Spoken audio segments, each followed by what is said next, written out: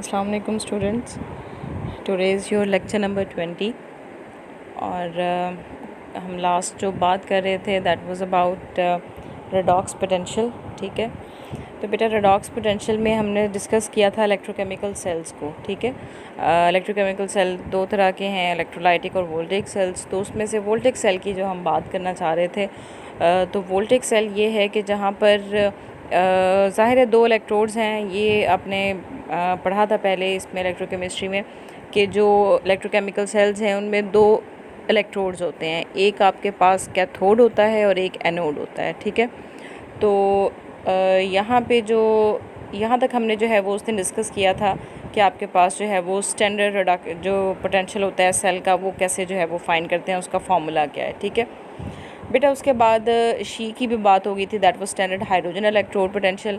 मैंने आपको बताया था कि क्योंकि हमारे पास जो है एक स्टैंडर्ड होना चाहिए जिसके साथ हम रिलेट करके बता सकें कि इस एलिमेंट की इलेक्ट्रॉन लेने या फिर इलेक्ट्रॉन लूज़ करने की कितनी एबिलिटी है।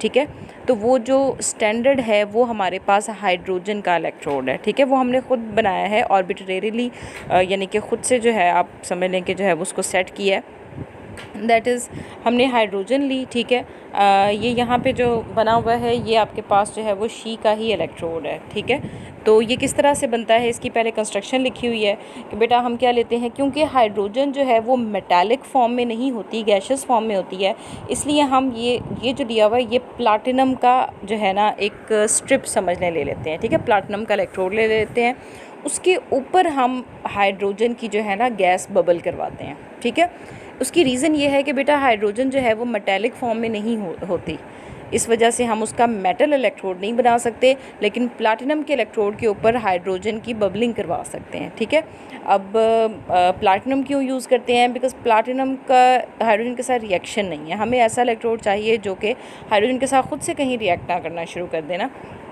तो ये इसकी कंस्ट्रक्शन है। ठीक है, प्लैटिनम का ये इलेक्ट्रोड है कवर्ड विद हाइड्रोजन, और लिखा हुआ है कि हाइड्रोजन की गैस, ये देखें यहाँ से हम हाइड्रोजन की गैस जो है 1 एटमॉस्फेरिक प्रेशर पे इसके अंदर जो है वो ये इनलेट है उसका, हम इसके अंदर जो है वो एंटर करवा देते हैं।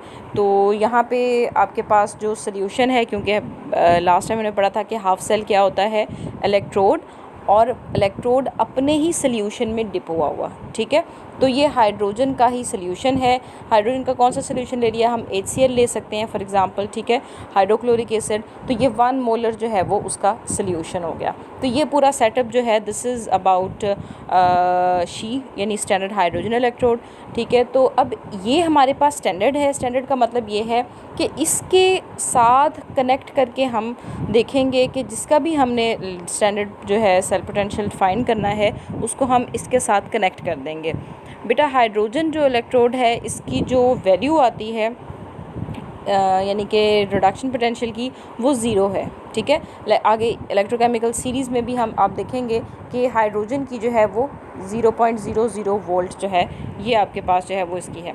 अब जब इसके साथ कनेक्ट करेंगे तो जो भी रीडिंग आएगी गैल्वेनोमीटर पे, गैल्वेनोमीटर आपको पता है हम अक्सर कनेक्ट कर देते हैं ताकि चेक करने के लिए कि कितना करंट पास हो रहा है। ठीक है, मतलब कितना पोटेंशियल है, सॉरी। ठीक है, तो क्योंकि करंट के लिए मीटर होता है, तो जो आपके पास पोटेंशियल डिफरेंस देखने के लिए यानी कि इलेक्ट्रोड सेल पोटेंशियल देखने के लिए हम गैल्वेनोमीटर लगा लेते हैं। ठीक है, तो उसके साथ जब आप कनेक्ट करेंगे तो जो भी रीडिंग आएगी आपके स्केल पे वो दूसरे वाले इलेक्ट्रोड पोटेंशियल की होगी, क्योंकि हाइड्रोजन की रीडिंग तो ज़ीरो है।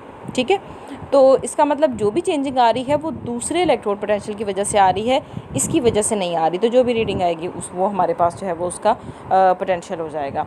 तो ये आपके पास पूरा जो इन्होंने ये लिखा हुआ है दिस इज़ ऑल अबाउट जो है construction of standard hydrogen electrode. ठीक है, उसकी कंस्ट्रक्शन बताई हुई है, उसका बताया हुआ है कि हम कितने जो है वो क्या प्रेशर रखते हैं, क्या जो है वो रखते हैं। अच्छा, ये जो E0 है ना आपके पास, मैंने बताया था कि ये स्टैंडर्ड के लिए करते हैं, नॉट का मतलब है स्टैंडर्ड के लिए हम यूज़ करते हैं। इस स्टैंडर्ड के कुछ मतलब हैं। ठीक है, स्टैंडर्ड टेम्परेचर और प्रेशर, यानी कि ये यहाँ पे लिखा हुआ standard electrode potential E0 is the electrode potential when the concentration of solutes are 1 molar. एक ये कंडीशन है कि जब आप जो भी आप जो है वो यूज़ कर रहे हैं सोल्यूशन यूज़ कर रहे हैं उसकी कंसंट्रेशन क्या होनी चाहिए, 1 मोलर, ठीक है। दूसरी बात, गैस का प्रेशर जो है वो 1 atm होना चाहिए, ठीक है। एंड थर्डली, टेम्परेचर जो है वो 25 डिग्री सेल्सियस यानी रूम टेम्परेचर जो है वो होना चाहिए, ठीक हो गया। तो ये तब आप जो है वो जो भी पोटेंशियल आपके पास आएगा उस केस में वो स्टैंडर्ड इलेक्ट्रोड पोटेंशियल होगा, क्योंकि बेटा अगर आप टेम्परेचर चेंज करेंगे तो भी इलेक्ट्रोड पोटेंशियल चेंज होता है, अगर प्रेशर को वेरी करेंगे तब भी, अगर कंसंट्रेशन चेंज करेंगे तब भी ऑब्वियसली जो है वो चेंज हो जाएगा पोटेंशियल जो है, ठीक है। तो स्टैंडर्ड के लिए ये हमारे पास जो है वो ये कंडीशंस होती हैं, ठीक है। ये डेफिनेशन भी है स्टैंडर्ड इलेक्ट्रोड पोटेंशियल की किसी भी सेल की। अच्छा, अब नेक्स्ट उन्होंने आपको एक एग्जांपल समझने बता दी है कि जैसे इसकी तो आपको समझ आ गई कि ये क्या है, हाइड्रोजन का हाफ सेल है, ठीक है, यानी कि स्टैंडर्ड हाइड्रोजन इलेक्ट्रोड है। अब लेट सपोज हम फाइंड करना चाह रहे हैं कि जिंक जो है उसका इलेक्ट्रोड पोटेंशियल क्या है, ठीक है, या उसका पोटेंशियल क्या है। तो बेटा हम क्या करते हैं, दो सेल्स को हाफ सेल जिंक का बनाते हैं और हाफ सेल हाइड्रोजन का यानी कि शी का, ठीक है, उनको आपस में लिंक कर लेते हैं इस तरह, एक्सटर्नल सर्किट से भी और फिर इंटरनली सॉल्ट ब्रिज से भी। ये दोनों चीज़ें आपने पढ़ी हुई हैं, सॉल्ट ब्रिज के फंक्शंस भी पढ़े हुए हैं एफएससी में, ठीक है। आपके पास जो है वो ये ग्लास ट्यूब होती है, पोरस होती है, ये पोटाशियम क्लोराइड का सोल्यूशन इसमें डला हुआ होता है और it is for maintaining stability between the two half cells and secondly it acts as a link between the two half cells, ठीक है, ताकि आयंस जो हैं वो आसानी से ट्रांसफ़र हो सकें, चार्ज जो है वो एक जगह से दूसरी जगह जाके स्ट्रक ना हो जाए बल्कि पास होता रहे। अब इसमें देखें आपके पास बेटा हाइड्रोजन ने तो जो है वो 0 वोल्टेज शो करनी है। जब हमने जिंक को जो है वो साथ अटैच किया तो और जिंक भी देखें कि जिंक है और जिंक अपने ही सोल्यूशन में यानी कि Zn2 पॉजिटिव के सोल्यूशन में। अब आप कहेंगे Zn2 पॉजिटिव का सोल्यूशन कैसे हो सकता है, बेटा जिंक सल्फेट है जैसे, ठीक है, उसका सोल्यूशन हम ले लेंगे, क्योंकि जिंक सल्फेट में, सल्फेट के ऊपर आपको पता है 2 नेगेटिव चार्ज होता है, जिंक के ऊपर 2 पॉजिटिव होगा, तो जिंक सल्फेट में जिंक जो है वो 2 पॉजिटिव चार्ज रखता है, ठीक है। तो इस सोल्यूशन में अब यहाँ पे जब हमने नोट किया तो हमने देखा कि जिंक से इलेक्ट्रॉन्स जो हैं वो ट्रांसफ़र हो रहे हैं कैथोड की तरफ यानी हाइड्रोजन के इलेक्ट्रोड की तरफ, ठीक है। अब इसका क्या मतलब हुआ, इसका मतलब ये है कि जिंक के इलेक्ट्रोड ने इलेक्ट्रॉन लूज़ कर दिए। इलेक्ट्रॉन लूज़ करना क्या होता है, ऑक्सीडेशन, दैट मीन्स जिंक के इलेक्ट्रोड के ऊपर क्या हुई है, ऑक्सीडेशन हुई है और वहाँ से इलेक्ट्रोड्स एक्सटर्नली मूव करके कहाँ चले गए हैं, हाइड्रोजन में, और हाइड्रोजन के पोटेंशियल ने उन्हें ले लिया, गेन कर लिया, ठीक है। तो गेन करने को क्या कहते हैं, रिडक्शन। तो इसका मतलब zinc has been oxidised and hydrogen has been reduced here, ठीक है। तो बेटा जिस भी इलेक्ट्रोड पे ऑक्सीडेशन हो that is anode, that is acting as anode, और जिस इलेक्ट्रोड के ऊपर रिडक्शन हो वो कैथोड होता है, ठीक है। एनोड नेगेटिवली चार्ज होता है, कैथोड पॉजिटिवली चार्ज होता है, ठीक है। ये वोल्ट मीटर यहाँ पे लगाया हुआ है, वोल्टेज हमने चेक कर ली, यहाँ से जो है वो हमें पता चल गया। तो ये आपके पास जो रिएक्शंस दिए हुए हैं ये देख लें, एनोड पे क्योंकि क्या हुई है, ऑक्सीडेशन हुई है, तो आप देख रहे हैं लॉस ऑफ इलेक्ट्रॉन हो गया, ठीक है, जिंक में से 2 इलेक्ट्रॉन निकल गए। हाइड्रोजन पे गए वो 2 इलेक्ट्रॉन, हाइड्रोजन ने वो 2 इलेक्ट्रॉन क्या कर लिए, ले लिए और हाइड्रोजन की गैस में कन्वर्ट हो गई, ठीक हो गया। तो ये आपके पास जो है वो हाफ सेल रिएक्शंस हैं। और अगर हम ओवरऑल सेल रिएक्शन देखें तो वो क्या हो जाएगा, 2 इलेक्ट्रॉन यहाँ से यहाँ बने हैं, सॉरी यहाँ से बने हैं और यहाँ जो है वो ले लिए हैं, तो दोनों कैंसिल हो जाएंगे और आपके पास ये वाला जो है दिस इज़ ओवरऑल रिएक्शन या फिर इसको नेट रिएक्शन बोलते होते हैं, ठीक है। तो अब बता दिया, 2 ऑब्जर्वेशन हमने क्या देखी हैं कि एक तो जी जो जिंक है, ये zinc electrode is the anode and she is the cathode, वो हमें पता चल गया। एंड सेकेंडली कितनी वोल्टेज है वो हमने वोल्टामीटर से देख ली, वो है प्लस 0.76 वोल्ट, ठीक है। अब प्लस 0.76 वोल्ट का मतलब ये है कि हाइड्रोजन के मुकाबले में जिंक जो है वो इतनी एबिलिटी रखता है इलेक्ट्रॉन देने की, बात समझ आई, ठीक है, कि hydrogen as compare to hydrogen जो जिंक है वो इलेक्ट्रॉन देने की इतनी एबिलिटी रखता है। अब इसके बाद आपके पास ओवरऑल सेल पोटेंशियल देख लें, वो क्या था, क्या हमने पढ़ा था कल कि cell reduction potential of cathode and reduction potential of anode. ये ई सेल नहीं आएगा, यहाँ पे रिडक्शन आएगा, ठीक है, ये ठीक कर लीजिएगा। अच्छा, उसके बाद देखिए आपके पास हमें ओवरऑल सेल का पोटेंशियल हमने जो है वो अगर निकालना है एक मिनट, ये आपके पास जो है ना, ये वाला जो फॉर्मूला है ना, ये वाला, ठीक है, ये कैथोड और एनोड के लिहाज से, ठीक है, रिडक्शन उस साइड पे ले गए हैं। चलें, ठीक है, ऐसे भी हो सकता है। अगर आपको नहीं पता कि आपके पास ओवरऑल सेल पोटेंशियल क्या निकल रहा है, आप वही cell potential of cathode put करें और सेल पोटेंशियल ऑफ जो है एनोड पुट करें, और आपके पास जो है वो यहाँ पर आ जाएगा, ठीक है। अगर सेल पोटेंशियल देखें तो वो हमारे पास 0.76 आ रहा है, और अगर हम इसी का रिडक्शन पोटेंशियल निकाल लेना चाहें, ठीक है, तो फिर वो क्या आ रहा है, 0.76 वोल्ट। ये मैं आपको इस तरह से समझा देती हूँ कि बेटा यहाँ पर जिंक जो है वो एनोड के तौर पर है और हाइड्रोजन जो है वो कैथोड के ऊपर, ठीक है। हमारे पास ये फॉर्मूला क्या था, ई सेल या ई नॉट सेल किसके इक्वल था कि हमने क्या करना है, रिडक्शन पोटेंशियल कैथोड का माइनस रिडक्शन पोटेंशियल एनोड का। अब रिडक्शन पोटेंशियल कैथोड का क्या है, कैथोड तो हमारे पास 0 है, तो 0.00 हो गया, ठीक हो गया। और जो एनोड है वो हमारे पास क्या है, जिंक है। जिंक का क्या निकला था रिडक्शन पोटेंशियल, हमारे पास क्या निकला था, 0 + 0.76। तो बेटा जब आप 0 में से 0.76 को माइनस करेंगे तो यहाँ पर आपके पास -0.76 आ जाएगा, ठीक है।